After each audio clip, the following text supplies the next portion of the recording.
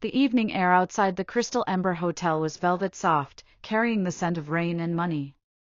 Inside, chandeliers spilled light across marble floors polished to a mirror shine. Guests moved through the lobby like a slow, glittering current, diamond cuffs flashing, champagne laughter rising beneath the hum of a grand piano. Adrian Hawthorne liked to arrive late. He liked the pause that followed when people realized he had entered the room, the little hitch of breath, the covert glances at his six-figure watch, the recognition that the heir to Hawthorne Global had stepped among them. He wore his arrogance like a custom suit, black, perfectly tailored, impossible to ignore. Tonight, the Crystal Ember was hosting a private charity gala for premature infants. The irony pleased Adrian. He had no intention of donating a cent. Charity, in his view, was an exercise in vanity for people who couldn't afford real power. He was here for the crowd, the whispers, the inevitable after-party that would unfold behind locked doors. He strode across the marble floor with three of his closest companions, men whose family names carried weight in every Manhattan boardroom. They trailed the scent of expensive cologne and careless privilege. One of them, Connor Vale, balanced a crystal glass of scotch in one hand and a phone in the other, ready to capture anything that might amuse their restless circle. Near the reception desk, a young woman knelt on the floor, gathering a scatter of folded napkins that had slipped from a tray.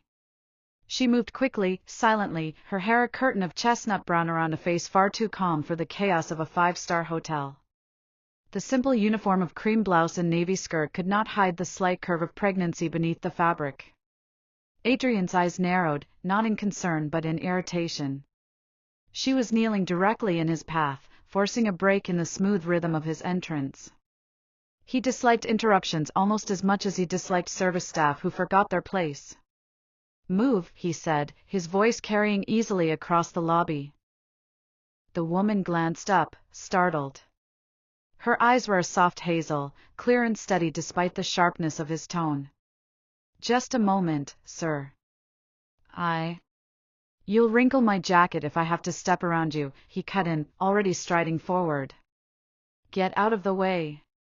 She shifted to rise, one hand protectively curved over her stomach. Adrian, impatient, extended a polished shoe and nudged the scattered napkins with unnecessary force.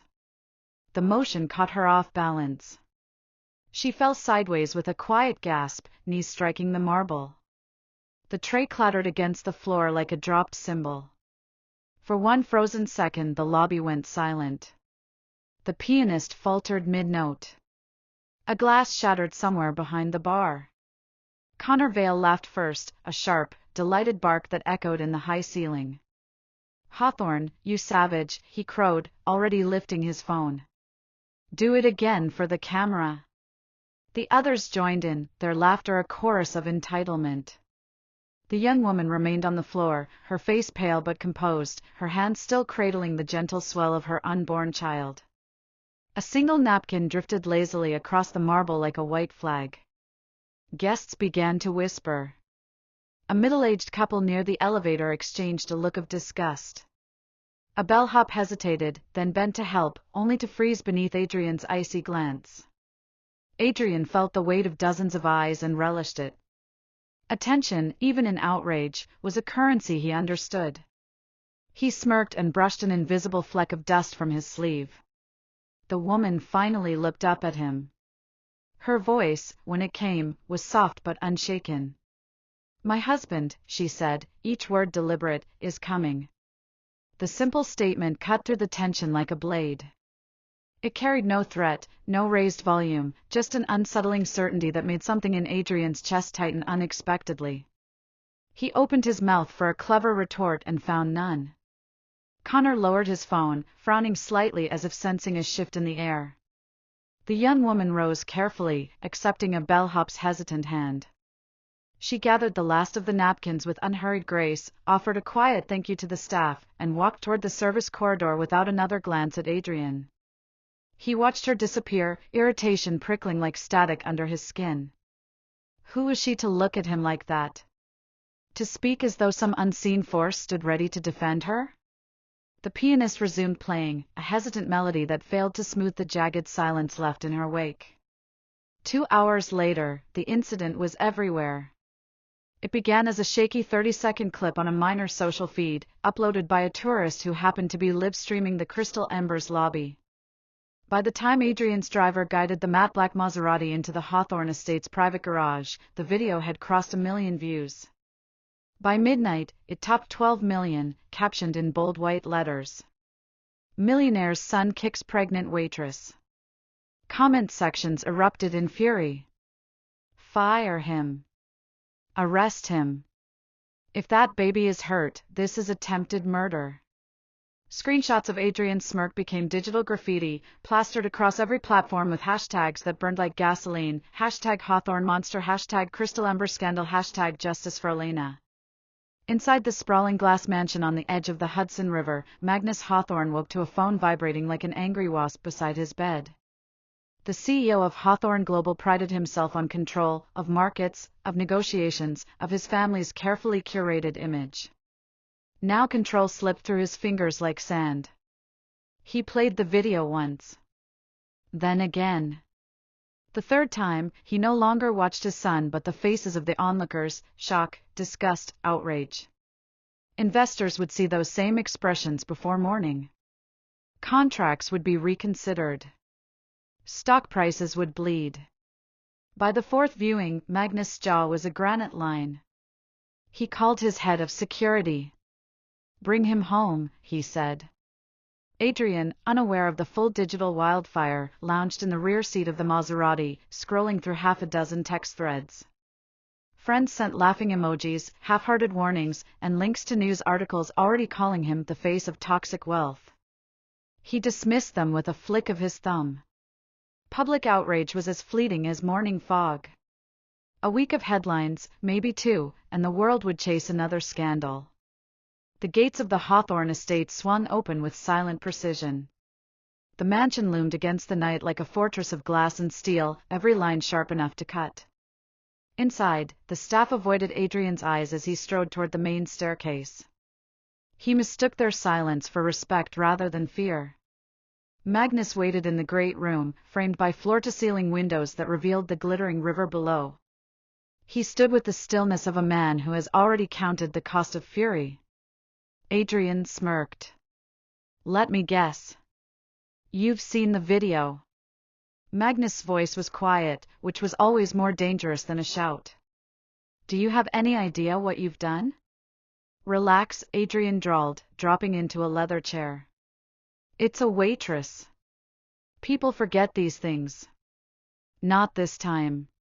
Magnus held up a tablet. The video played again, the sound of Connor's laughter slicing through the air. "You didn't just humiliate a stranger. You gave every critic we've ever had a weapon. Investors are calling. The board wants answers before the market opens." Adrian waved a dismissive hand. "So issue a statement. Pay her off. You're good at that." Magnus' eyes narrowed to slits. "You think money fixes everything. Doesn't it?" For a long, heavy moment, father and son stared at each other across the polished floor, two men separated by decades and by a chasm of understanding.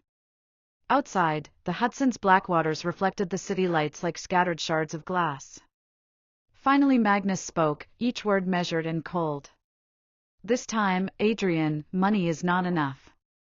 Not for the board. Not for the public.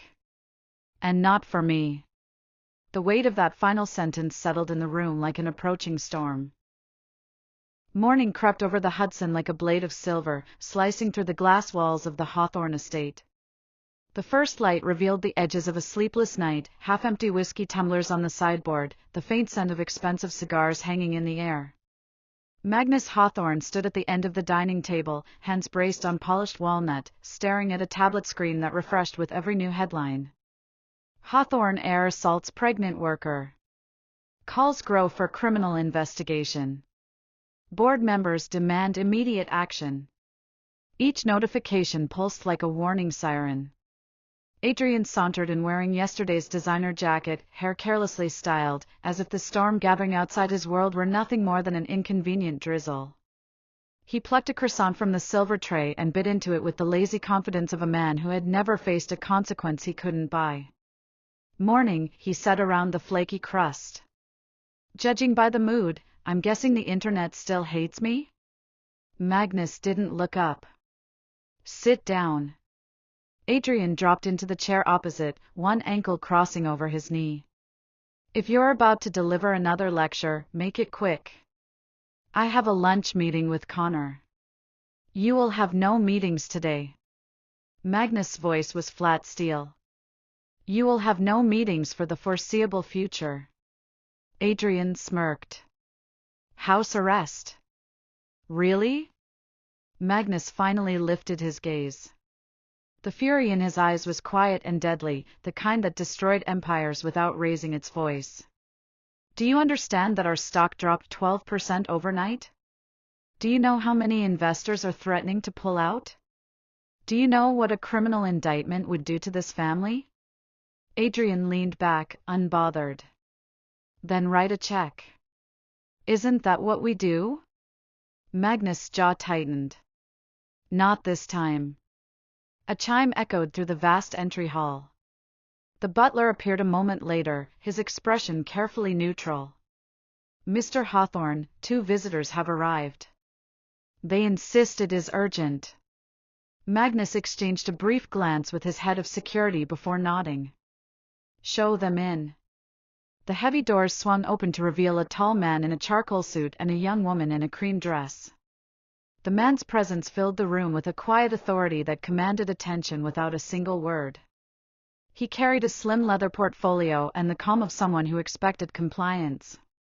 The woman beside him was the pregnant waitress from the Crystal Ember. Adrian's smirk faltered for the first time.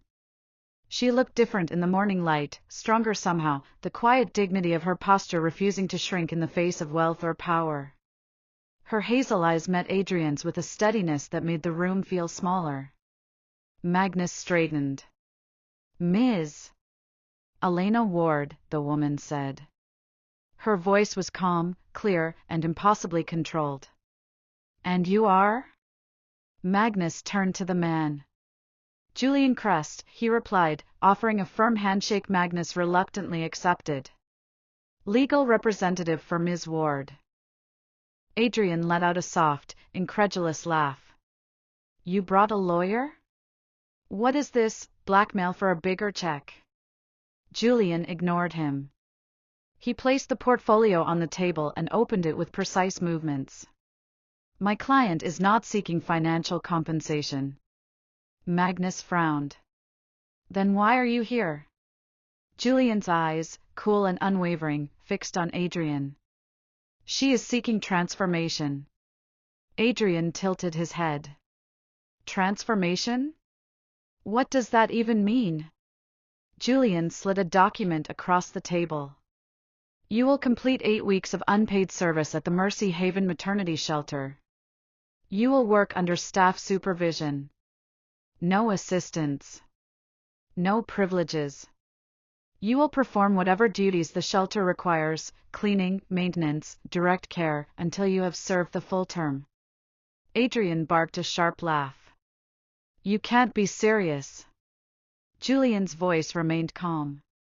"Failure to comply will result in immediate legal action. We have multiple charges ready to file: aggravated assault, endangerment of a fetus, public hate crime. Damages could exceed $150 million. The words settled like thunder. Even the air seemed to pause. Magnus leaned forward, his eyes narrowing. "You're threatening my son with prison." "I'm presenting a choice," Julian said evenly. 8 weeks of service, or the full weight of the law. No settlement. No quiet payoffs. The world is watching. Adrian scoffed. "You think you can dictate terms to a Hawthorne?" Julian finally turned to him, gaze like tempered steel. "I think the video dictates them for me." Magnus exhaled slowly, calculating, the mind of a billionaire measuring risk against pride. "And what does Ms. Ward want in return?" Elena spoke for the first time since entering. Nothing, except that he serve every hour. No apologies written by a publicist. No staged photographs. Just honest work. Adrian rose abruptly, chair legs scraping against the marble. Absolutely not. I'm not scrubbing floors for some publicity stunt. Magnus' voice cut like a blade. Sit down. Adrian froze, stunned by the command. He had not heard that tone from his father since childhood. Magnus turned to Julian. If we accept, how is compliance ensured? A court order will formalize the agreement, Julian replied. If he fails to appear or abandons the program, criminal charges proceed immediately. Magnus studied the document for a long moment. Outside, the river glimmered with the first full light of morning. Finally he said, "Leave us." Julian closed the portfolio but remained standing. "Ms. Ward and I will wait in the foyer." "You have 20 minutes." They left without another word. The soft click of the door closing sounded like the ceiling of a vault. Silence stretched in the cavernous room. Adrian paced, hands clenched. This is insane. We can crush them in court. No, Magnus said. Adrian spun around. You can't actually be considering this. I am. For God's sake, it's just a waitress. Magnus' hand slammed against the table, rattling crystal and silver. Enough! Adrian flinched, shocked into silence. Magnus leaned forward, his face carved from stone. This family is hanging by a thread. Our name, our company, everything I have built is bleeding because of you. I will not let your arrogance destroy us. It's humiliating, Adrian hissed. It's necessary, Magnus countered. You will accept their terms. Adrian shook his head, voice rising. I won't. Magnus' eyes hardened into something colder than anger. Then you will face prison. And you will do it without a cent of my support. The words landed like a physical blow. Adrian stared at his father, searching for some trace of bluff and finding none. Magnus Hawthorne did not bluff. You'd really let them lock me up? Adrian whispered. I'd rather see you behind bars than watch you become the man you are becoming, Magnus said quietly. Maybe 8 weeks of honest labor will do what wealth could not. Adrian's throat tightened. He wanted to argue, to sneer, to remind his father of the empire waiting outside these walls, but the certainty in Magnus' eyes drained every argument before it reached his tongue. He slumped back into the chair, fists clenched until his knuckles whitened. Fine, he said at last, the word bitter as ash. I'll play their little game. Magnus didn't smile. This is not a game. It is your last chance. When Julian and Elena returned, Adrian signed the agreement with a sharp flick of the pen, refusing to meet Elena's gaze. She watched silently, her expression unreadable, as if she saw through every layer of defiance to something even he could not name. Julian gathered the papers and closed the portfolio with finality. Orientation begins tomorrow at 7 a.m. Mercy Haven Maternity Shelter, East Side. Adrian leaned back, forcing a smirk that felt brittle even to him. 7 a.m.? Do I at least get a chauffeur? Julian's reply was crisp. You get a bus schedule. Elena's hazel eyes lingered on Adrian for a heartbeat longer. There was no triumph in them, only a quiet expectation that unsettled him more than open hatred ever could. Then they were gone, leaving behind the faint echo of footsteps and the scent of rain drifting through the open doors. Adrian stared at the signed agreement on the table. 8 weeks. Mercy Haven. Cleaning floors like some penniless nobody. He told himself it was nothing, just a temporary inconvenience. He told himself he would endure it and return to his world untouched. But somewhere deep beneath the armor of entitlement, a small, unfamiliar tremor began to stir. The city smelled different at dawn.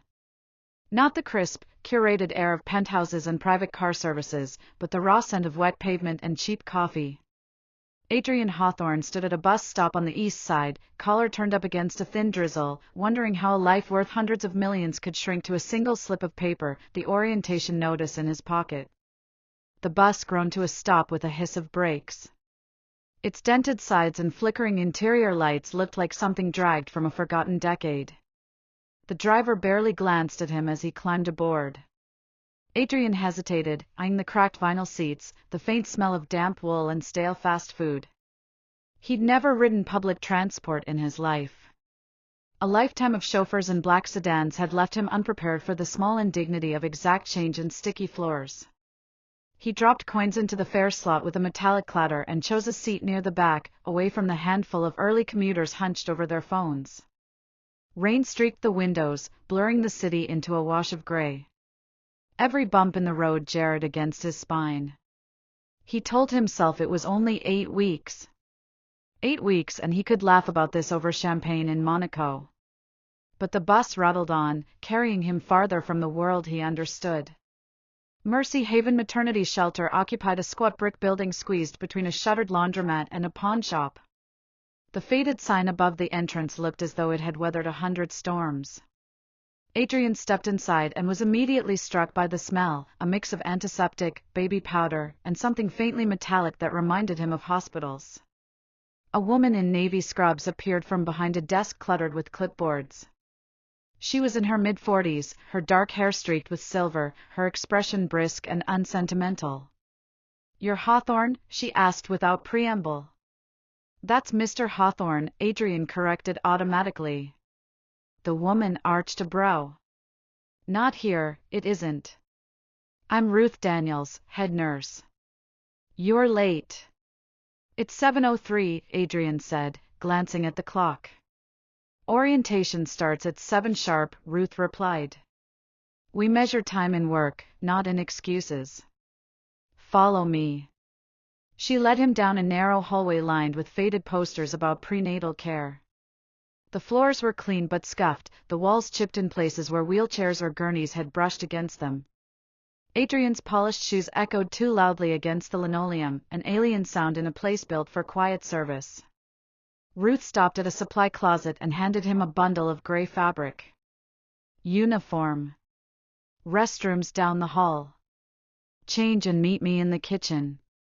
Adrian stared at the shapeless volunteer shirt and faded work pants. "You can't be serious." Ruth's expression didn't waver. "Serious as a heartbeat." 5 minutes. The restroom smelled faintly of bleach and despair. Adrian changed slowly, each movement an affront to the curated luxury of his usual wardrobe. The shirt hung loose across his shoulders, the pants a size too large.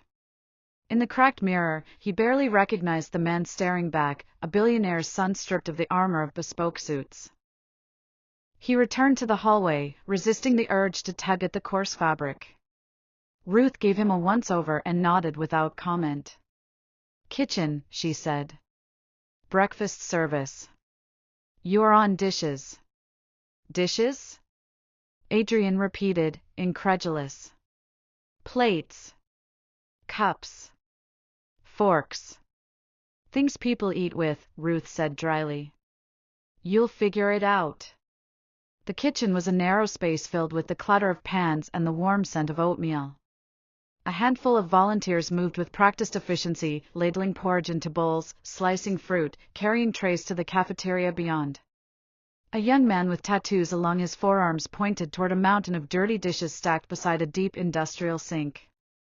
"That's you," he said with a grin. Adrian approached the sink as if it might bite. He rolled up his sleeves, wincing at the lukewarm water and the faint grease slick that clung to the surface. He picked up the first plate, its edge sticky with syrup, and grimaced. Hours blurred into an endless cycle of scrubbing, rinsing, stacking. Steam fogged his glasses, dampening his hair until it clung to his forehead. His shoulders ached from the unfamiliar motion. Once, he dropped a cup and it shattered across the floor. Ruth appeared silently behind him, broom in hand. "Clean it up," she said simply. By the time the last tray was washed, Adrian's hands were raw and reddened. He flexed his fingers, astonished that such menial work could leave his muscles trembling. Ruth checked her clipboard. Next assignment, supply delivery. Storage rooms on the 3rd floor. Adrian wiped sweat from his brow. Can't someone else? No, Ruth interrupted. This isn't a negotiation. The storage room was little more than a converted attic, its air thick with the scent of cardboard and old fabric. Boxes of diapers, formula, and donated clothes were stacked haphazardly along the walls. Adrian was tasked with carrying them down 3 flights of stairs to the main supply closet. By the 5th trip, his legs burned. By the 10th, sweat dampened the back of his uniform. His mind, desperate for distraction, drifted to his friends, Connor and the rest of the glittering crowd who were surely still asleep in penthouse beds, blissfully unaware of the world Adrian now inhabited. He imagined Connor laughing at the sight of him lugging diaper boxes like a common laborer. The thought sparked a flicker of humiliation, quickly smothered by stubborn pride. He would finish this, if only to prove he could. On his 12th trip, he paused to catch his breath near a window overlooking the street. Rain had stopped, leaving the pavement slick and shining. Across the road, a young mother in a threadbare coat pushed a stroller with one hand while balancing a grocery bag in the other. Her movements were careful, deliberate, as if every step carried the weight of survival. For reasons he couldn't name, Adrian watched her until she disappeared around the corner. At noon, volunteers gathered in the cafeteria for a quick meal. Adrian sat alone at the end of a long table, his posture rigid, trying to ignore the ache in his arms. The others chatted easily, trading stories about night feedings and supply shortages. Their laughter was unpolished but warm, the kind that came from shared effort rather than social obligation. A young woman with tired eyes and a cheerful smile approached carrying a tray of sandwiches. "You must be the Hawthorne guy," she said. "I'm Lila." Adrian gave a curt nod. "Apparently." "Don't worry," Lila said, setting down the tray. "The first day's the worst. After that, the blisters stop hurting." He glanced at his reddened hands. "Great." Lila tilted her head, studying him with a curiosity that lacked malice. "Why are you here? Community service?" "Something like that," he muttered. She shrugged. "Doesn't matter. Everyone starts the same. Work's the equalizer." Before he could respond, Ruth entered and clapped her hands for attention. "Listen up, team.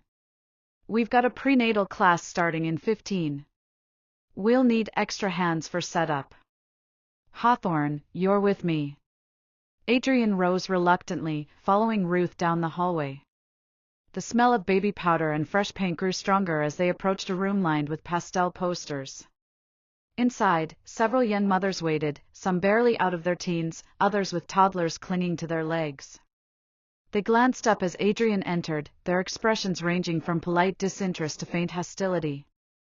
Ruth handed him a stack of folding chairs. "Set these up in a circle." Adrian unfolded the chairs without complaint, though every motion felt awkward under the mother's watchful eyes. He sensed their quiet judgment and found it strangely unnerving. Here, his wealth meant nothing. Here, he was merely another pair of hands. One of the mothers, a petite girl with freckles and a swollen belly, finally spoke. "Aren't you that guy from the video?" Adrian stiffened. "That depends on which video you mean." "The one who kicked the pregnant lady," she said bluntly. Several others murmured in recognition. Adrian felt heat crawl up his neck. For the first time, shame flickered beneath his carefully constructed armor. "I'm volunteering," he said, the words tasting foreign. The freckled girl tilted her head. "Good. Maybe you'll learn something." Her voice held no malice, only a weary honesty that pierced deeper than any insult.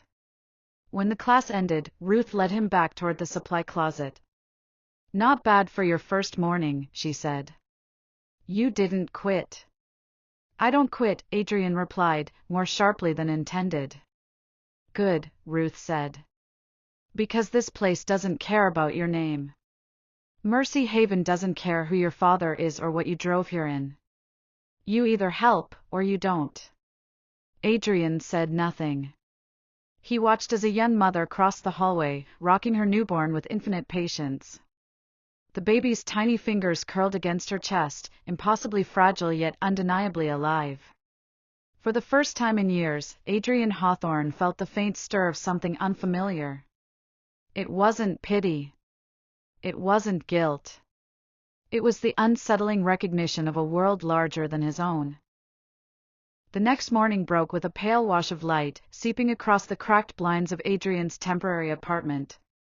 The city outside buzzed with the muted hum of delivery trucks and impatient horns, but inside, the room was quiet enough for Adrian to hear his own reluctant breathing. He rose slowly, every muscle protesting after the previous day's unaccustomed labor. His palms were stiff, the skin rubbed raw despite the thin gloves Ruth had eventually tossed him. The bus ride to Mercy Haven felt less alien than before, though the air still carried the faint tang of wet metal and worn upholstery. He sat near the back again, watching the city roll by like a film he'd somehow wandered into. A woman boarded at the next stop with a toddler perched on her hip. The child stared at Adrian with solemn curiosity, clutching a battered stuffed rabbit. When their eyes met, the child smiled, a small, guileless curve of lips. Adrian looked away, unsettled by the simplicity of it. At the shelter, Ruth greeted him with her usual brisk nod. "Laundry today," she said, handing him a key to the basement. "Don't drown." The laundry room was a cavern of humming machines and the sharp scent of detergent. Baskets overflowed with baby blankets, sheets, and donated clothes.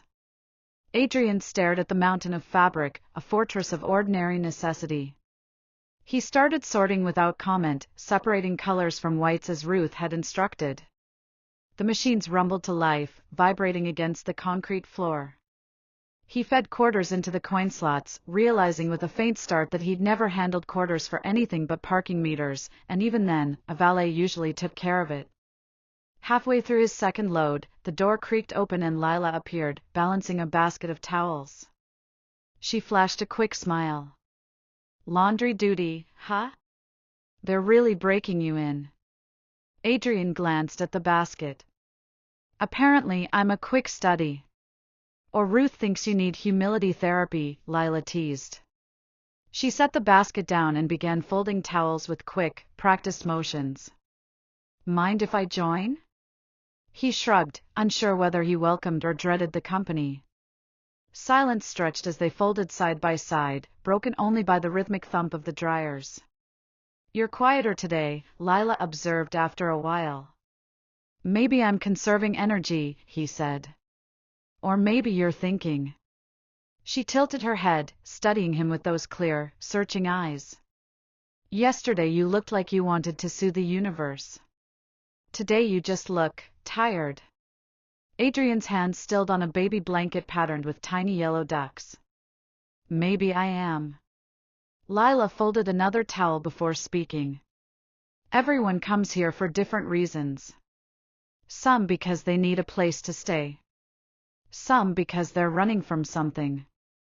And some," she shot him a knowing glance, "because they need to see what real life looks like." The words landed softly but carried weight. Adrian returned to folding, unwilling to grant her the satisfaction of a reply. Yet a sliver of truth cut through the armor he wore, sharper than he cared to admit. After lunch, Ruth assigned him to the prenatal clinic. The room smelled faintly of antiseptic and baby powder, lined with posters explaining the stages of fetal development. Adrian was tasked with distributing clean sheets and sanitizing exam tables between appointments. The first patient was a girl no older than 18, her belly round beneath a faded sweatshirt. She avoided Adrian's eyes as she settled onto the table. He busied himself with wiping down counters, but the sound of the nurse's gentle questions floated through the room, questions about diet, safety, the father's absence.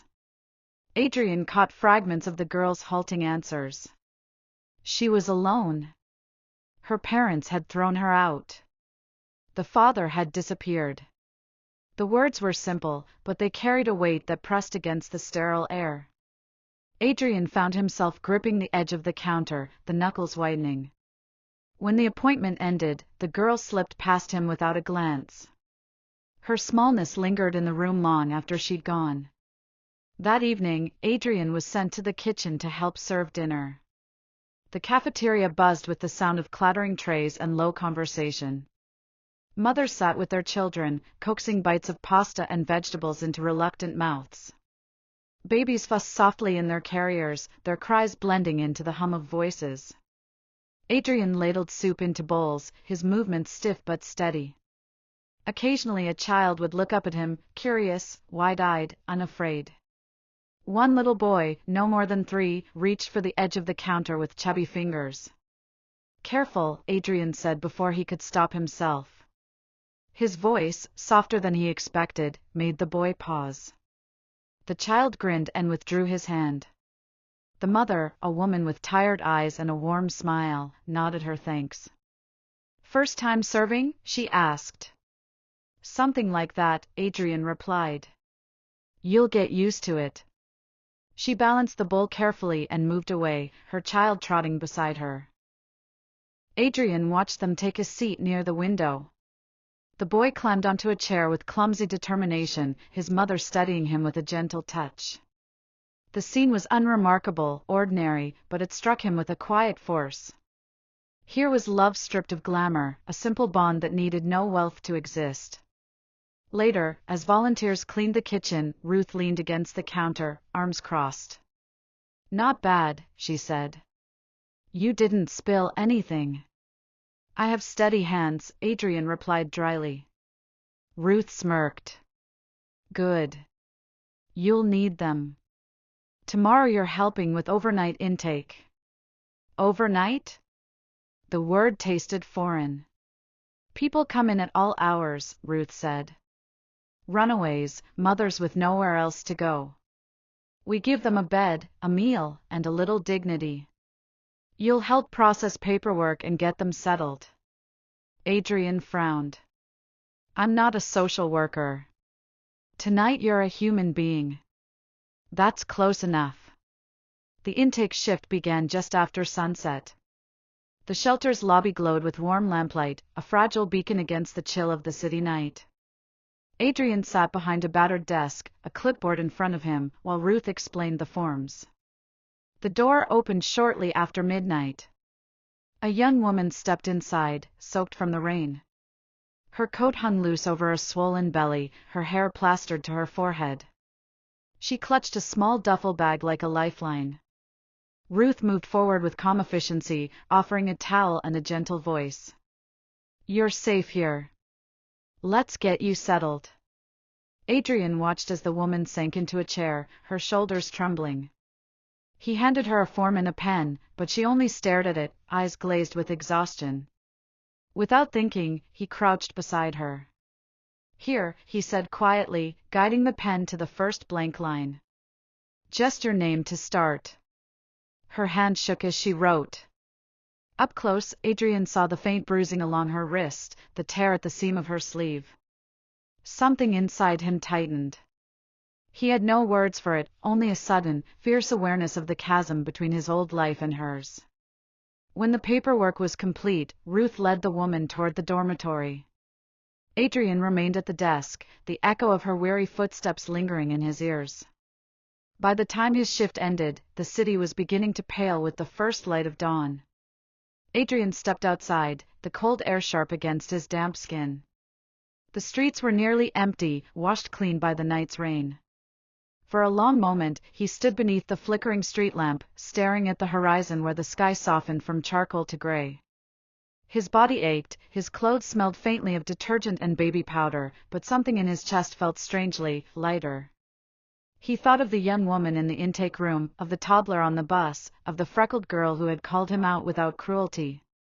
None of them knew, or cared, about the Hawthorne name. In their world, titles meant nothing. Only actions counted.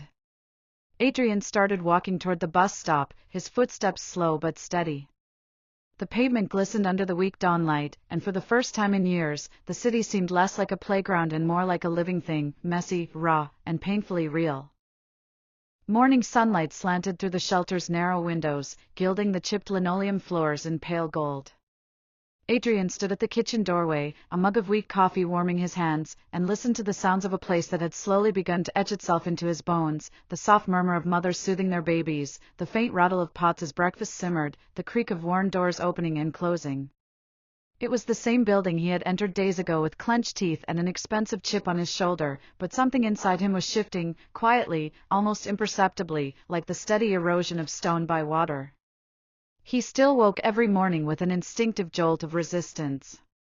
His muscles still remembered the ache of carrying supply boxes, his pride still bristled at every barked instruction. But there was a new rhythm now.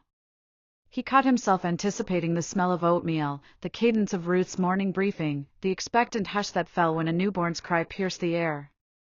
He no longer needed to be told which drawer held the diapers or how to stack the donated blankets. His hands moved on their own, sure and efficient. The strangest part was how none of it felt like loss anymore. It felt, if not comfortable, at least real. On his 5th morning, Ruth sent him to the nursery. "Feeding rotation," she said, thrusting a clipboard into his hands. "Bottles every 3 hours, burping after. And try not to drop anyone." Adrian stared at the list of infant names. "You're putting me in charge of babies?" "Not in charge," Ruth corrected. "Just assisting.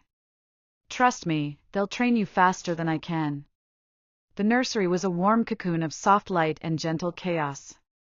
Tiny cribs lined the walls, each draped with a thin blanket. The air smelled faintly of powder and warm milk. A volunteer named Marco, a broad-shouldered man with a perpetual grin, handed Adrian a bottle and pointed to a squirming infant in the nearest crib. "She's hungry," Marco said. "You're up." Adrian hesitated. "I don't, what if I—" "Support the head, keep the bottle tilted, and relax," Marco interrupted. "Babies can smell fear."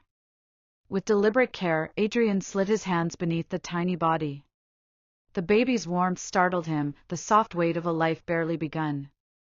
She squirmed, letting out a high, impatient cry. Adrian adjusted his grip, heart hammering. "Easy," Marco said from behind him. "You're not defusing a bomb." Adrian offered the bottle. The baby latched immediately, sucking with fierce determination. Her eyes, impossibly dark and wide, fixed on his with a focus that felt almost ancient. He sat in the rocking chair, the motion slow and tentative, and watched as her tiny fingers flexed against the blanket. The world outside narrowed to the rhythm of her breathing and the faint gurgle of milk. For the first time in years, Adrian felt a silence not of emptiness but of presence, full, grounding, undeniable. Later that afternoon, Adrian joined Lila in the courtyard to sort through a new shipment of donated clothing. The air carried the faint scent of damp earth after an early shower. They worked side by side beneath the bare branches of a plane tree, folding baby onesies and stacking boxes of shoes. "You're getting good at this," Lila said, holding up a perfectly folded blanket. Adrian smirked. "I've always been a quick learner." "Not just the folding," she said, glancing at him. "The whole thing. You don't look like you're about to bolt anymore." "Maybe I've accepted my sentence." "Or maybe," Lila said softly, "you're starting to care." Adrian's hand stilled on a stack of tiny socks. The word care felt too sharp, too exposed. He wanted to deflect, to retreat behind sarcasm, but something in Lila's steady gaze held him there. "These people, they live with so little," he said finally. "And they just keep going." "That's life," Lila replied. "You think money shields you, but everyone gets tested. Some of us just run out of excuses sooner." Adrian looked away, unsettled by how easily she'd cut to the marrow. He thought of his own life, parties that blurred into each other, endless deals and empty nights. For years, he had mistaken noise for meaning. Now, surrounded by people with almost nothing, he felt the faint outline of something he couldn't yet name. That evening, the shelter hosted its weekly family circle, an informal gathering where residents could share stories or simply listen. Ruth asked Adrian to help set up chairs in the common room. As the circle formed, mothers took turns speaking, small updates, moments of gratitude, worries about upcoming medical appointments. Adrian sat quietly, listening to voices shaped by exhaustion but lit by a stubborn resilience. One young mother spoke about finding a job interview. Another thanked the volunteers for keeping her baby warm during a night when the heating faltered. When the room fell silent, Ruth turned to Adrian with a raised eyebrow. "Anything you'd like to share, Mr. Hawthorne?" He opened his mouth, then closed it. Dozens of eyes watched him, some curious, others wary. He felt the old instinct to perform, to charm, but the weight of their quiet expectation held him still. "I didn't think I'd be here," he said at last. "And I didn't think it would matter. But it does. So, thank you for letting me help." The words sounded awkward, but they were true. A few mothers nodded. One offered a small, genuine smile. Adrian felt something ease in his chest, a knot he hadn't known was there. Later, as he stacked chairs with Marco, the larger man clapped him on the shoulder. "Not bad, rich boy." Adrian rolled his eyes. "Don't call me that." "Then stop looking like someone ironed the rebellion out of you," Marco teased. "You're starting to fit in." The comment, meant as a joke, lingered long after the chairs were stacked. Fit in. The phrase used to terrify him. He'd spent a lifetime carving himself above, not within. But here, in this shelter of peeling paint and borrowed time, the idea no longer felt like surrender. It felt like belonging. Night fell heavy and quiet. Adrian lay in the narrow volunteer cot, the faint hum of the city seeping through the cracked window. He thought of the baby in the nursery, her steady breathing against his chest. He thought of Lila's quiet wisdom, of Ruth's unyielding steadiness. He also thought of his father. Victor Hawthorne's voice echoed in memory, measured, commanding, always certain. "The world respects strength. Weakness invites ruin." But here, strength looked nothing like domination. It looked like Ruth staying past midnight to comfort a frightened mother. Like Lila folding endless blankets with patient hands. Like a young woman walking through the shelter doors alone, carrying a life inside her and refusing to give up. Adrian stared at the ceiling, the shelter's shadows soft against the dim light. For the first time, he wondered if his father had been wrong all along.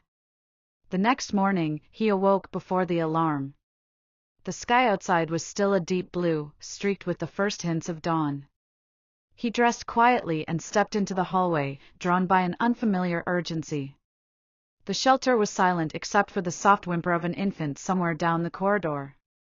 Adrian followed the sound to the nursery. Inside, a single baby stirred in her crib, tiny fists waving. He approached cautiously, placing a hand on the rail. "Hey," he whispered. "It's okay." The baby's eyes fluttered open, catching the faint light. Adrian reached down, smoothing the blanket. The simple gesture felt monumental, a bridge between two worlds, one he was born into and one he was only beginning to understand. Somewhere in the quiet, Adrian Hawthorne realized that the shelter had stopped being a punishment. It had become a mirror, reflecting a man he hadn't known he could be. The first sign of trouble arrived on a Thursday afternoon, disguised as nothing more than a sharp knock on the shelter's front door. Adrian had been helping Marco unload a late delivery of formula, the two of them wrestling heavy boxes through the narrow hallway, when Ruth's voice carried from the lobby. "Hawthorne," she called, crisp and clipped. "Visitor for you." Adrian froze, a box balanced on his hip. Nobody visited him here. His few friends from the old life wouldn't dare set foot in this neighborhood, and his father certainly had no interest in Mercy Haven. He set the box down and wiped his hands on his uniform before making his way to the lobby. A man in a charcoal suit stood just inside the entrance, a leather briefcase resting against his polished shoes. His hair was carefully combed, his expression smooth and unreadable. He looked like every boardroom Adrian had spent years escaping. "Mr. Hawthorne," the man said with a small nod. "I'm Daniel Price." Your father sent me. The words landed like a stone. My father? Adrian repeated, suspicion hardening his voice. Victor Hawthorne, Daniel clarified, as if there were any other. He requests your presence at the Hawthorne building this evening. He says it's important. Adrian crossed his arms. Tell him I'm busy. Daniel's polite smile didn't waver. He anticipated that response. He asked me to convey that this concerns a family matter of considerable urgency. Ruth stepped into the lobby, her arms folded, eyes flicking between the two men. Is this going to be a problem? She asked. Not for me, Adrian said tightly. But my answer is no. Daniel inclined his head, unruffled. I understand. Still, my card, should you change your mind. He placed a crisp business card on the counter and left with the silent efficiency of someone accustomed to closing deals. The door clicked shut behind him. Ruth raised an eyebrow. That your dad? Unfortunately. Looks like trouble wearing a tie, she said. You okay? Adrian exhaled slowly. Define okay. Ruth shrugged. You want to talk about it, I'll listen. You don't, that's your choice. But whatever this is, don't bring it through my doors unless you're ready. Her words lingered long after she walked away. That night, Adrian couldn't sleep. The shelter's familiar sounds, the soft hum of heaters, the occasional creak of the old pipes, felt suddenly intrusive, as though the entire building was leaning in to hear his thoughts. He lay on the narrow cot, staring at the ceiling, replaying Daniel Price's carefully chosen words. A family matter of considerable urgency. His father never used the word family unless it was a weapon. Adrian rose just before dawn and dressed in silence. He told himself he only wanted to see what game Victor was playing, that it meant nothing more. But as he left the shelter, a dull unease settled in his chest. The Hawthorne building loomed over the financial district like a monument to ambition. Its glass facade caught the rising sun, scattering sharp reflections across the quiet street. Adrian hadn't set foot inside since the night of the hotel scandal. He half expected security to stop him, but the doorman merely inclined his head and pressed the elevator button. The 42nd floor smelled of leather and power. Victor Hawthorne's office was a study in controlled dominance, dark mahogany panels, floor-to-ceiling windows framing the city like a conquered kingdom. Victor stood behind his desk, tall and immaculately dressed, silver threading his dark hair. Adrian, he said, his voice smooth as polished stone. You look different. Adrian leaned against the doorframe, refusing the invitation of the leather chairs. You sent your messenger. What's so urgent? Victor gestured toward a folder on the desk. I'll get to that. But first, I'd like to hear how you're adapting. Adrian's jaw tightened. If this is about humiliating me further, you're wasting your time. On the contrary, Victor said calmly. I hear you've become quite the model volunteer. Babies, laundry, intake. Very commendable. The casual intrusion made Adrian's skin crawl. You've been checking up on me? I have resources, Victor replied with a faint smile. And an interest in my son's development.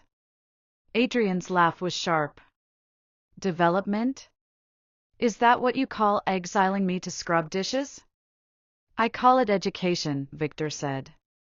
The world won't always bend to the Hawthorne name. You needed to learn that. Adrian took a step forward, anger simmering. What do you really want? Victor opened the folder and slid a document across the desk. I want you to meet your half-brother. The word stopped Adrian cold. My what? Half-brother, Victor repeated, his gaze steady. His name is Ethan.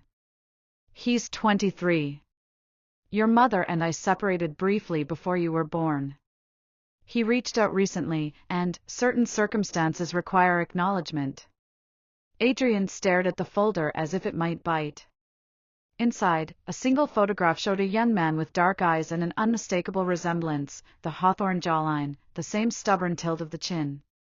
"This is a joke," Adrian said, though the tremor in his voice betrayed him. "It is not," Victor said. "Ethan is real.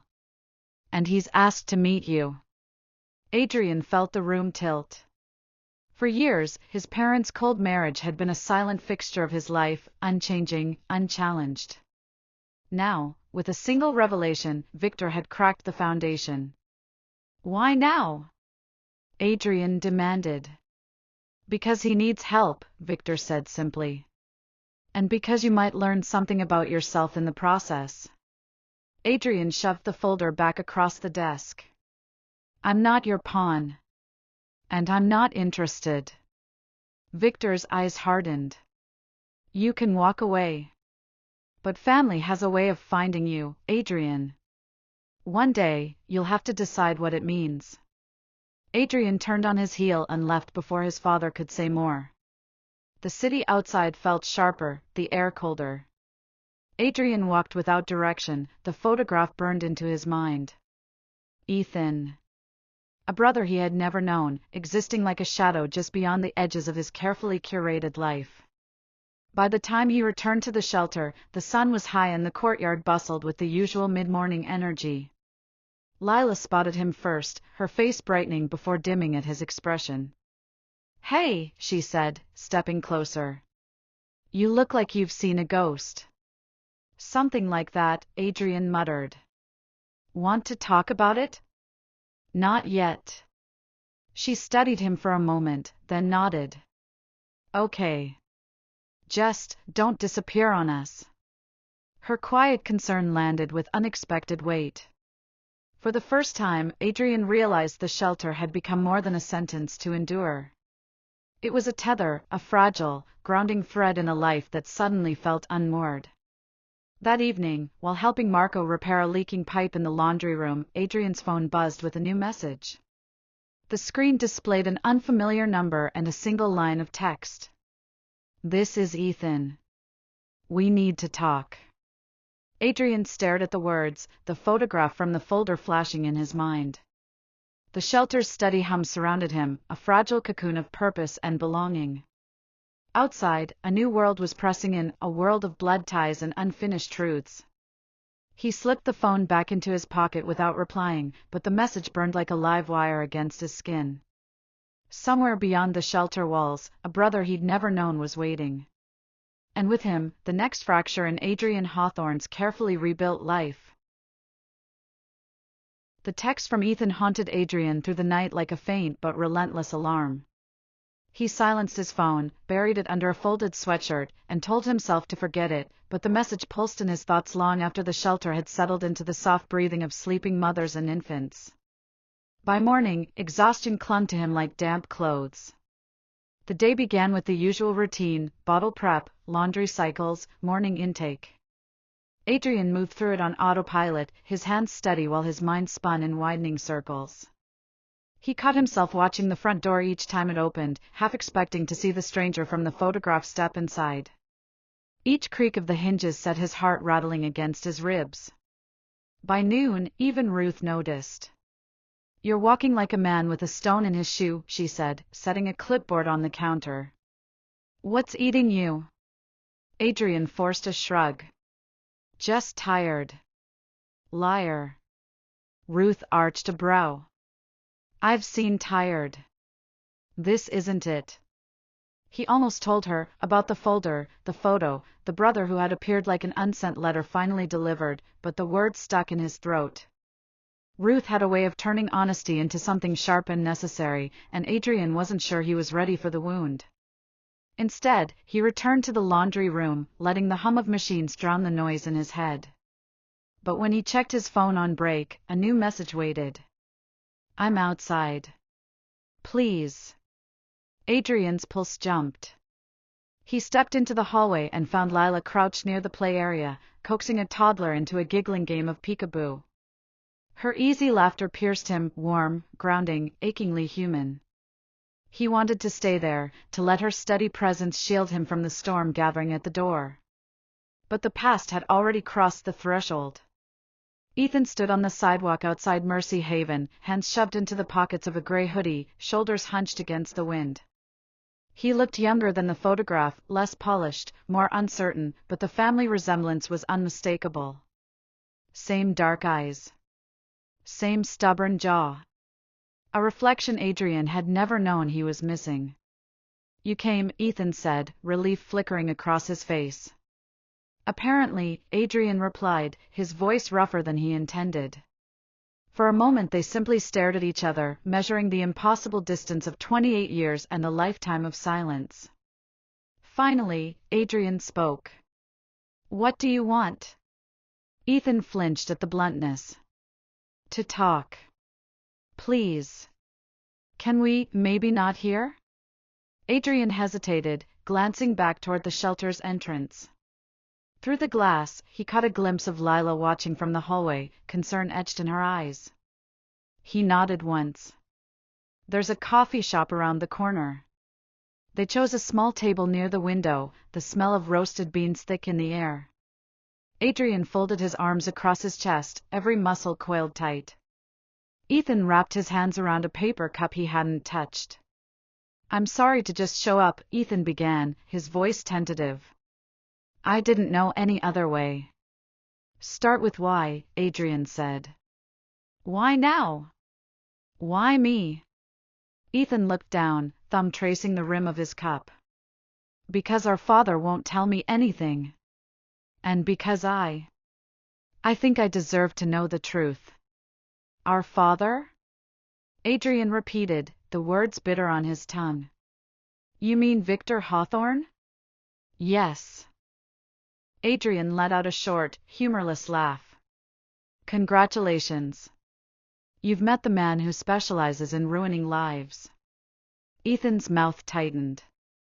"I know he's complicated. But he's still my father. And yours. Don't remind me." Ethan met his gaze, eyes steady. "I didn't come here to defend him. I came because I found a letter. From my mother. She died when I was a kid, but she left it for me. It said I had a brother. It said she loved you, even though she'd never met you." Adrian's breath caught despite himself. The cafe noises blurred, replaced by a sudden, roaring silence. "I spent years thinking I was alone," Ethan continued, his voice low. "When I found out about you, I couldn't stop wondering who you were. If you even knew I existed." Adrian gripped the edge of the table, knuckles whitening. "I didn't." "I figured," Ethan said softly. "But I needed to see you anyway. Because there's more." Adrian waited, dread coiling in his gut. Ethan pulled a folded sheet of paper from his pocket and slid it across the table. "My mom's letter mentioned someone named Elena. Said she was the one who convinced her to keep me. Do you know her?" Adrian stared at the name, the letters sharp and undeniable. Elena. Lila's mother. The woman who had founded Mercy Haven.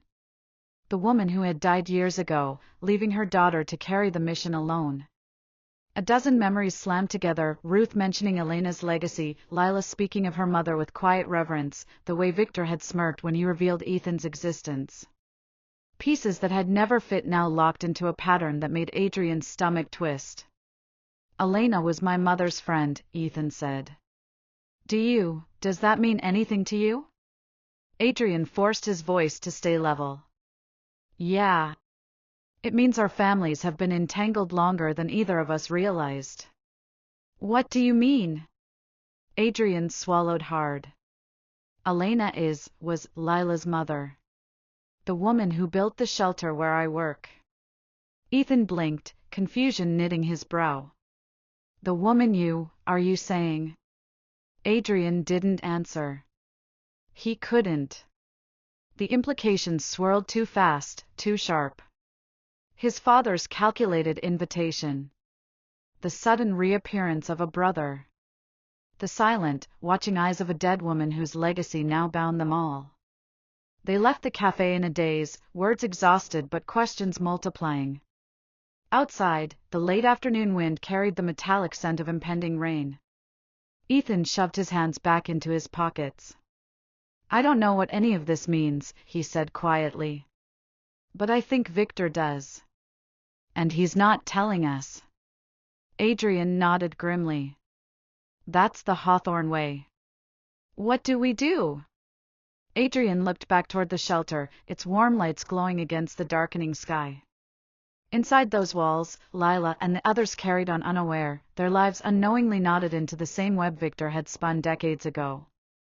"We find the truth ourselves," Adrian said. "Before he decides what it should be." When Adrian returned to the shelter, rain slicked across his jacket and Ethan's card burned in his pocket. Lila met him at the door, eyes searching. "Everything okay?" she asked. "Not even close," Adrian admitted. She studied his face, reading the storm he couldn't name. "Then start with what you can tell me." Adrian hesitated, the weight of revelation pressing against his chest. He had come here to escape the toxic gravity of his family, only to discover that the shelter, the one place that had taught him humility and purpose, was tied to the very history he tried to outrun. And at the center of it all stood Lila, unwitting heir to the secrets that threatened to pull them both under. That night, as the shelter slept, Adrian stood alone in the courtyard. Rain tapped against the pavement in soft, uneven rhythms. He thought of Ethan's eyes, mirrors of his own. He thought of Elena's name, etched across two families like a scar. And he thought of Victor, the architect of every unanswered question. Somewhere in the city, his father was waiting for the next move. Adrian tightened his grip on the railing, a resolve forming like steel in his chest. The next move would not belong to Victor Hawthorne. Victor Hawthorne agreed to meet them without hesitation, as though he had been expecting their call. The invitation arrived within minutes of Adrian's terse message, no pleasantries, just a time and address, Hawthorne Building. "Tonight. My office." No signature. None needed. Adrian stared at the screen, his pulse pounding. He had half hoped Victor would refuse, that the confrontation could be postponed or avoided entirely. But of course Victor had never been one to dodge conflict. He preferred to orchestrate it. Ethan waited by the shelter gate when Adrian emerged into the damp evening air. "You're sure about this?" Ethan asked, his head pulled low against the drizzle. "No," Adrian admitted. "But I'm done letting him write the story." They walked in silence through the slick city streets, the glow of traffic lights reflecting off rain-dark pavement. By the time they reached the Hawthorne Building, night had settled like a heavy curtain. The lobby guards waved them through without question, another of Victor's subtle reminders of power. The elevator ride to the 42nd floor felt endless. Each ding of passing levels tightened the knot in Adrian's stomach. Ethan stood beside him, pale but steady, clutching the folded letter from his mother like a lifeline. When the doors opened, Victor was waiting. He stood near the wide windows of his office, hands clasped behind his back, the city's skyline a glittering battlefield at his back. "Adrian." "Ethan." His voice carried the measured calm of a man hosting a business negotiation. "I wondered how long it would take." Adrian stepped forward, anger sharpening his words. "You knew all along. About Ethan. About Elena. About everything." Victor's expression barely shifted. "Of course." Ethan's breath hitched. "Then why hide it? Why let us grow up like strangers?" Victor turned to face them fully. His eyes, cold, intelligent, and impossibly calculating, reflected the city lights. "Because timing is everything. Some truths destroy more than they build when revealed too soon." "That's not an answer," Adrian snapped. "It's the only one that matters," Victor replied. "But since you insist on clarity, very well. Sit." Neither son moved. Victor sighed, a theatrical flicker of disappointment crossing his face. Elena Winters was not merely the founder of Mercy Haven. She was also the woman your mother loved before she married me. The words struck like a physical blow. Adrian's breath caught, and Ethan's eyes widened. My mother? Adrian said, barely above a whisper. Yes, Victor continued, his tone maddeningly smooth. Elizabeth and Elena were inseparable. Idealists. Dreamers. They believed they could change the world together. But dreams rarely survive reality. I offered your mother security. She chose me. Elena did not forgive her. Ethan shook his head, confusion deepening. Where does my mother fit into this? Victor's gaze shifted to him, cool and unflinching. Your mother was a fleeting comfort to me during one of Elizabeth's retreats. We were separated. I never intended a child to result, but when she told me, I provided what support I could. Quietly. Respectfully. Respectfully? Adrian barked a bitter laugh. You call abandoning a son respectful? Victor's eyes narrowed, a flicker of steel beneath the calm. I call it necessary. Elizabeth could never know. It would have destroyed her. Ethan's hands tightened around the letter until the paper crinkled. And now? Why tell us now? Victor stepped closer, lowering his voice until it felt like a blade between them. Because Elena knew. She threatened to reveal everything. And before she died, she left pieces of the truth scattered like breadcrumbs, letters, photographs, names. I suspected it would reach you both eventually. Better you hear it from me than from a stranger's careless discovery. The room tilted around Adrian. Elena, the woman whose vision had saved countless mothers and infants, had also carried the secret of a fractured family. And Victor, the man who had punished Adrian with exile, had orchestrated every step of their painful reunion. Adrian forced a breath. So what now? You think you can pull us back into your orbit? 2 sons for the price of 1? Victor's lips curved into the faintest suggestion of a smile. You are Hawthorne's. Blood binds more tightly than rebellion. I offer opportunity, not chains. Ethan needs guidance. And you, Adrian, have proven you can survive the world beyond these walls. Imagine what you could build if you returned, with him at your side. The invitation, smooth and poisonous, settled between them like smoke. Ethan looked to Adrian, uncertainty flickering across his face. What if he's right? Ethan said quietly. What if we could actually change things? From the inside? Adrian's heart twisted. He saw in Ethan the boy he once was, hungry for belonging, desperate for a father's approval.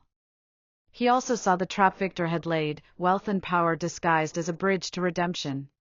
Don't, Adrian said, turning to his brother. He doesn't build bridges. He builds cages. Victor's voice cut through the tension. I build empires. And I protect family. That is something you will both understand in time. Adrian stepped closer, until only the desk separated them. Family isn't protection. It's a choice. And I already made mine. For a long moment, the only sound was the muted hum of the city beyond the glass. Victor studied his eldest son, the faint smile fading to something colder, older. Then you leave me no choice, he said at last. Do what you will. But know this, Mercy Haven survives because I allow it. Push me, and I will reconsider my generosity. The threat landed with quiet precision. Adrian felt Ethan stiffen beside him. He wanted to shout, to tear down every carefully crafted mask his father wore, but he forced his voice to stay level. You can't scare me anymore, Adrian said. And you can't touch Mercy Haven. That shelter isn't yours to break. Victor tilted his head, a predator evaluating prey. We shall see. Adrian turned sharply toward the door. Come on, Ethan. We're done here. Ethan hesitated, torn between curiosity and survival. Then he followed, leaving Victor alone. The morning arrived gray and restless. Rain had left slick puddles in the streets around Mercy Haven, and the low clouds mirrored the tension Adrian felt in his chest. He stepped out of the apartment building across from the shelter, the damp wind tugging at his jacket, and exhaled slowly.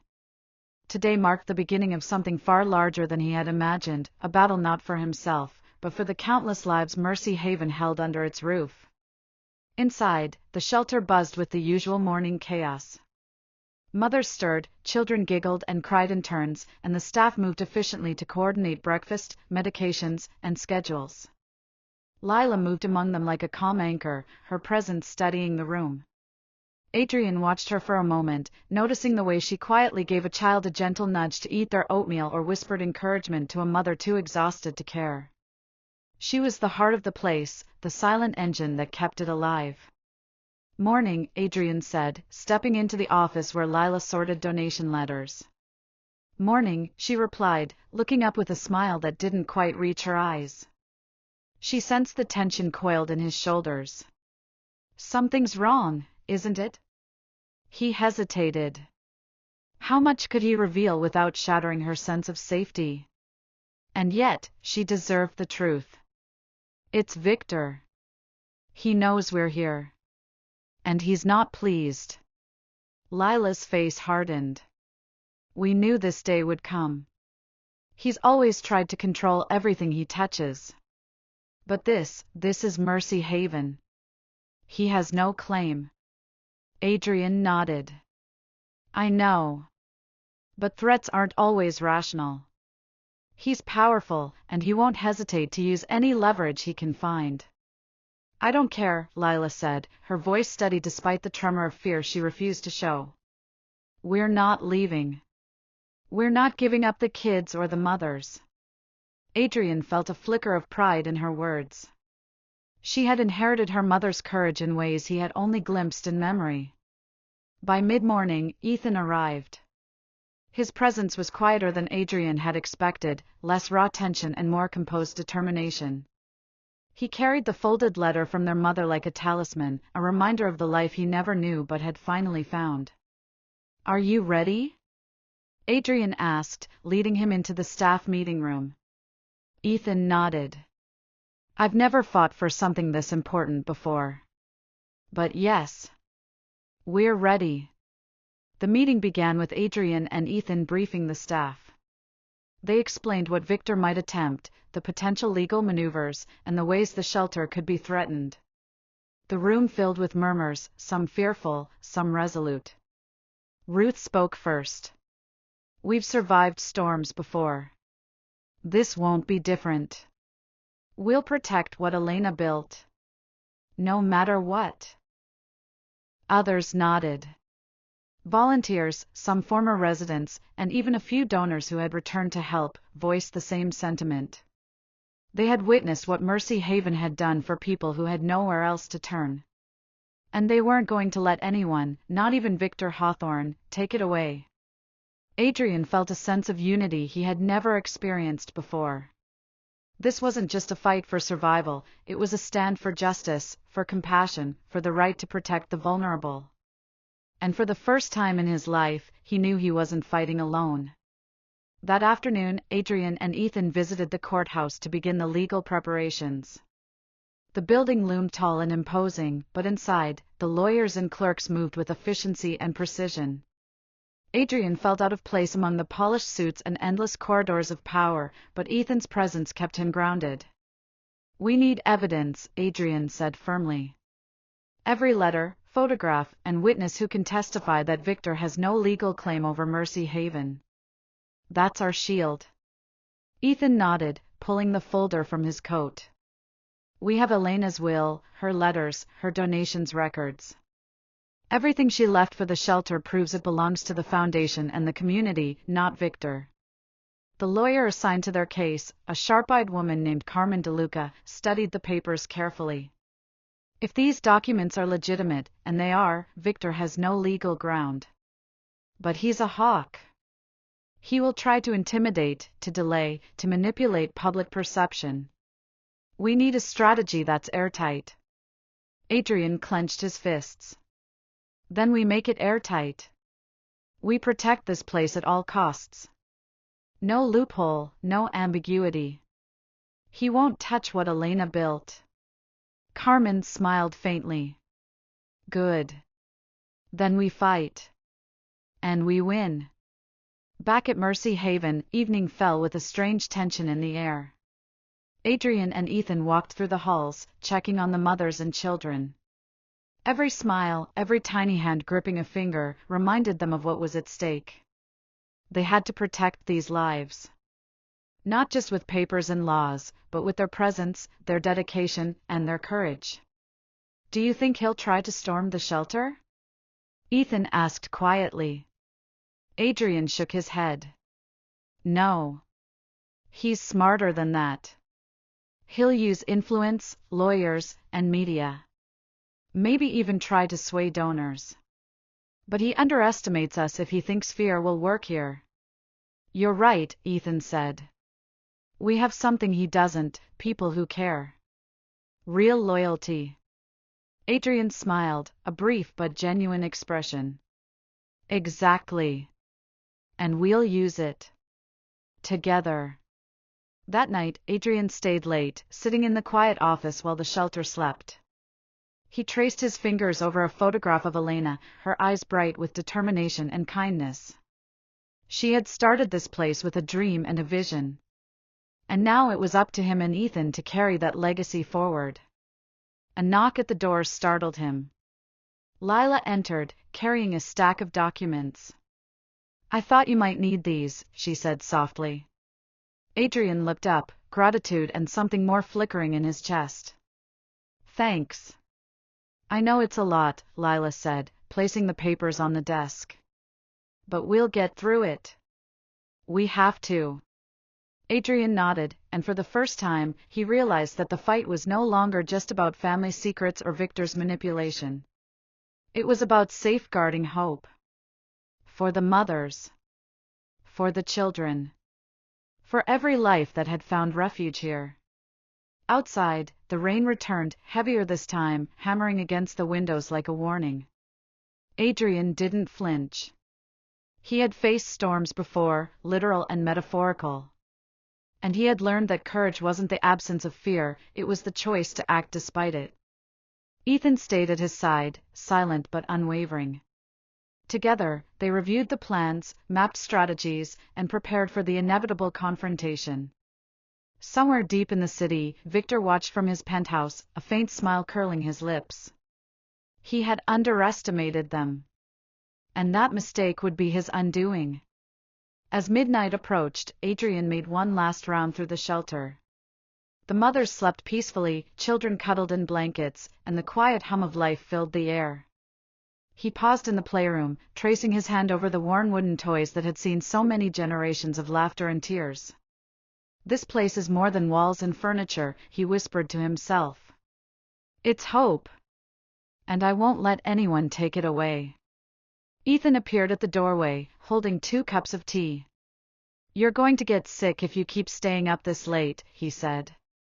Adrian took the cup, warmth seeping into his palms. Better to be awake now than regret later. Ethan nodded, setting the second cup on the table. We'll get through this. Together. Adrian raised his cup in a silent toast. Together. Outside, the city slept under a cloak of darkness, unaware of the quiet war brewing within its heart.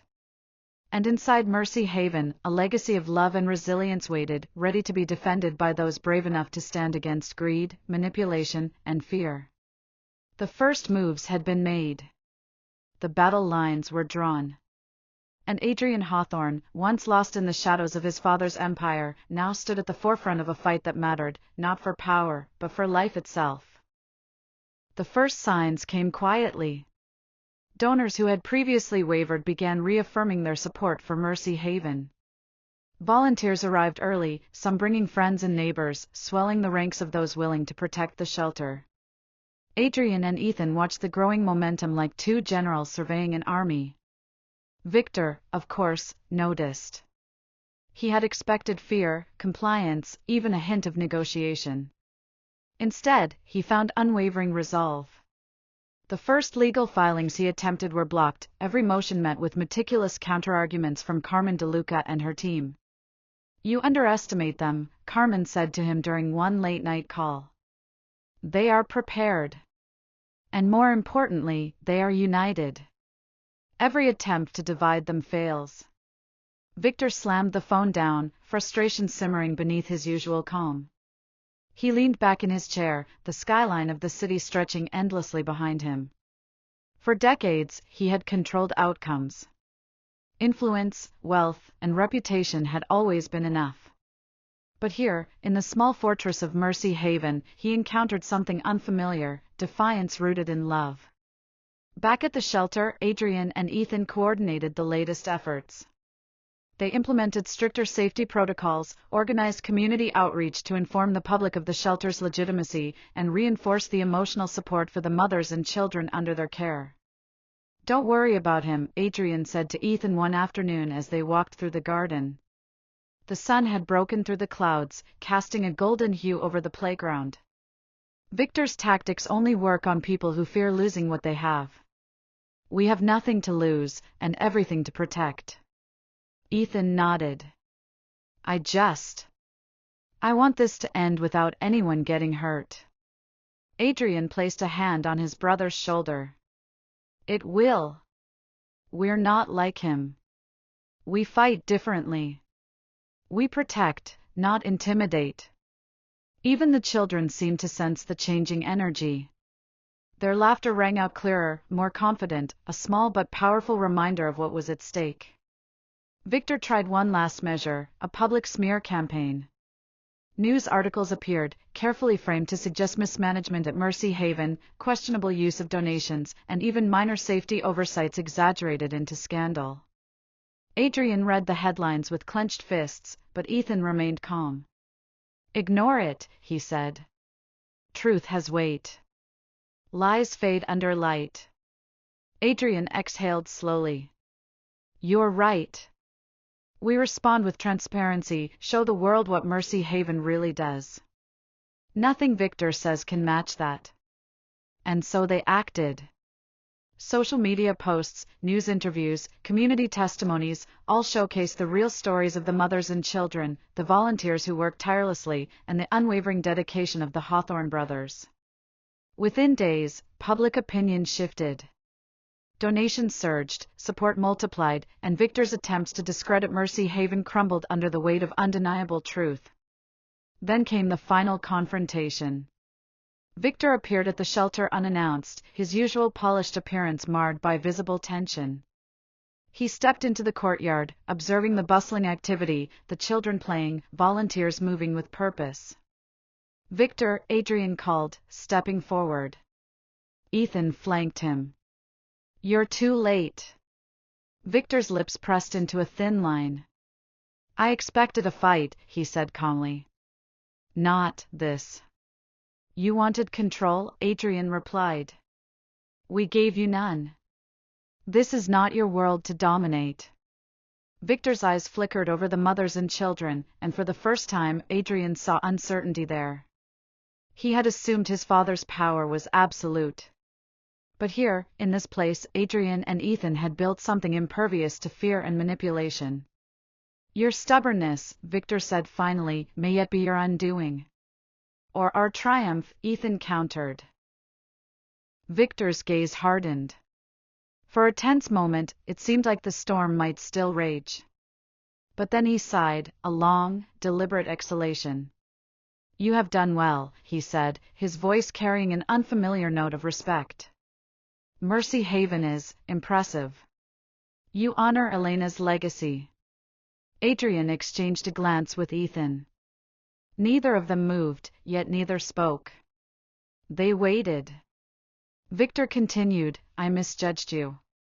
And perhaps I misjudged the measure of family as well." The words struck harder than any threat. Adrian felt a strange mix of vindication and caution. Family isn't something to manipulate or control. It's something to protect. Victor's lips twitched into the faintest semblance of a smile. then perhaps there is hope yet for Hawthorne's. Weeks passed. Victor withdrew his attempts to interfere, quietly retreating into the comfort of his wealth and influence while leaving Mercy Haven intact. Adrian and Ethan consolidated their leadership, building stronger networks with donors, city officials, and local communities. The shelter thrived. Children laughed freely, mothers received consistent care, and volunteers found purpose in the lives they touched.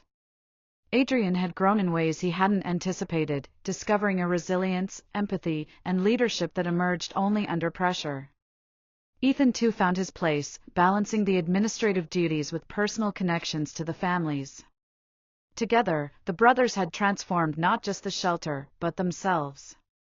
The crowning moment came on a crisp spring morning. Adrian stood in the garden as a new mother cradled her newborn, the sun casting a warm glow over the shelter. Ethan joined him, carrying the first stack of freshly printed reports showing expanded funding and community engagement. "This is what it's always been about," Adrian said softly, watching the mother smile.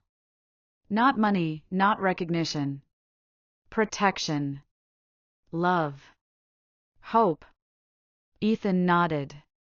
"And now we can give it freely, without fear." They watched the children run across the grass, their laughter echoing through the courtyard. Adrian realized, for the first time, that the world didn't have to be a battlefield of power and manipulation. It could be a place where courage, compassion, and determination truly mattered. Victor, in his penthouse far above the city, observed the shelter one last time through his binoculars. He saw the brothers working side by side, the mothers and children thriving under their care. And for the first time in decades, he felt an unfamiliar emotion, pride, tempered by a begrudging recognition that some things were bigger than ambition, bigger than control. Adrian and Ethan didn't need approval. They didn't need wealth. They only needed each other, and the commitment to do right by those who depended on them. And so, the fight ended not with a single victory, but with a legacy secured. Mercy Haven would continue, a sanctuary for those who needed it most, a beacon of hope that could not be extinguished by fear or greed. In the quiet of the evening, Adrian wrote a letter to Elena's memory, placing it in the Foundation's archive. "Dear Elena, we did what you dreamed we could. Mercy Haven stands because of your vision, your courage, and your unwavering faith in humanity. We will continue to protect, to nurture, and to fight for every life that comes through these doors. And we will do it together, as a family, brothers, friends, and community united. Your legacy is safe. Your dream lives on." Ethan watched him write, understanding without words that the battle had forged something far greater than a victory over Victor Hawthorne.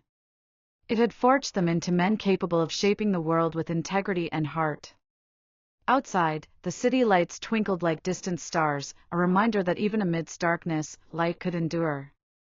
And inside Mercy Haven, life went on, resilient, beautiful, and unstoppable.